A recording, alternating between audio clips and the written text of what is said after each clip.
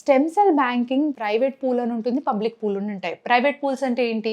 మన baby stem cells ఇచ్చామనుకోండి, అవి మన కోసమే రిజర్వ్ చేస్తారు, అంటే ఇంకెవ్వరూ తీసుకోకూడదు దాన్ని. కమ్యూనిటీ పూల్ అంటే ఏంటి? మన బేబీ స్టెమ్ సెల్స్ మనం ఇచ్చాము, అది బ్యాంకింగ్ చేస్తున్నారు, దాచిపెడుతున్నారు. కానీ కమ్యూనిటీలో ఎవరికైనా అవసరం ఉంది అంటే ఈ స్టెమ్ సెల్స్ని వాళ్ళు వాడుకోవచ్చు. బట్ మీకంటూ దాచిపెట్టరు. దీనికి ఒక్కొక్క దానికి ఒక్కొక్క అడ్వాంటేజ్, ఒక్కొక్క డిసడ్వాంటేజ్ ఉంటుంది. కమ్యూనిటీ పూల్లో మీరు దాచిపెట్టినప్పుడు మ్యాచ్ అయితే వేరే వాళ్ళు తీసేసుకుంటారు. కానీ మీకు కావాల్సి వచ్చి మీ బిడ్డకు అవసరమైతే ఆ మ్యాచ్లో, ఆ పూల్లో, కమ్యూనిటీలో మ్యాచింగ్ ఉందనుకోండి, ఆ శాంపుల్ కూడా మీకు కూడా ఇస్తూ ఉంటారు. అండ్ ప్రైవేట్గా ఏమవుతుందంటే జనరల్గా ఒక బిడ్డకి సేమ్ స్టెమ్ సెల్స్ వాడము. జనరల్గా ఇదే జెనెటిక్ మ్యూటేషన్ వాళ్ళల్లో ఆ స్టెమ్ సెల్స్లో ఉంటుంది. అందుకని ర్యాండమ్గా వేరే వాళ్ళే వాడాల్సి వస్తుంది. ఒకవేళ మీకు ఫ్యామిలీలో బాగా high risk of genetic disorders, high risk ఉన్నాయి, నా స్టెమ్ సెల్స్ నా ఫ్యామిలీ వరకే ఉంచాలి అనుకుంటే ప్రైవేట్ పూల్.